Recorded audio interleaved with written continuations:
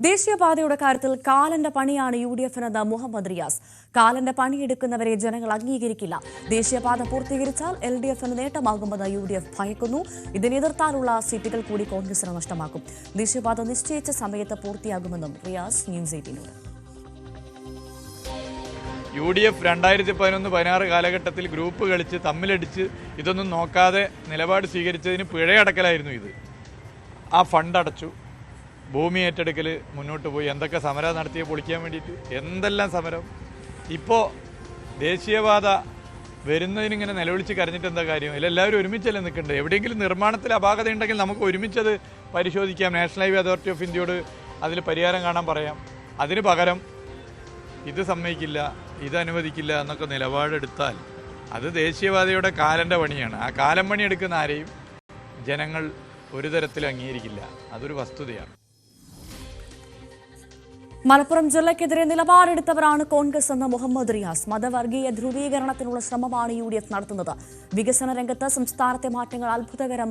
നിലമ്പൂരിലും ജനങ്ങൾക്കതറിയാമെന്നും റിയാസ് കൂട്ടിച്ചേർത്തു. മലപ്പുറം ജില്ലാ രൂപീകരണത്തിനെതിരായിരുന്ന രാഷ്ട്രീയ പാർട്ടിയാണ് കോൺഗ്രസ്. മലപ്പുറം ജില്ലയ്ക്ക് രൂപം കൊടുത്തത് EMS കേരളത്തിൻ്റെ മുഖ്യമന്ത്രിയായ ഇടതുപക്ഷ സർക്കാരിൻ്റെ കാലത്താണ്. പിന്നീട് അങ്ങോട്ട് മാറി ഭരിച്ച ഇടതുപക്ഷ സർക്കാരുകൾ മലപ്പുറം ജില്ലയ്ക്ക് വേണ്ടി നടത്തിയ ഓരോ വികസന പ്രവർത്തനവും ഞാൻ എടുത്തു പറയേണ്ടതില്ല. ഇപ്പോൾ ഇതിനകം തന്നെ ചർച്ചയായി കഴിഞ്ഞു. അപ്പോൾ ഇത് എല്ലാവരും അറിയുന്ന കാര്യമാണ്. പക്ഷേ പച്ചക്കള്ളം പ്രചരിപ്പിക്കുക, മതവർഗീയ ധ്രുവീകരണത്തിന് ശ്രമം നടത്തുക, ഇതൊക്കെയാണ് തെരഞ്ഞെടുപ്പിൽ UDF പയറ്റുന്ന രീതി. റീൽസ് നിരോധിക്കണമെന്ന അഭിപ്രായം UDFിനുണ്ടോ എന്ന് മുഹമ്മദ് റിയാസ്. ഏറ്റവും കൂടുതൽ റീലിട്ട പ്രതിപക്ഷ നേതാവ് VD സതീശനാണ്.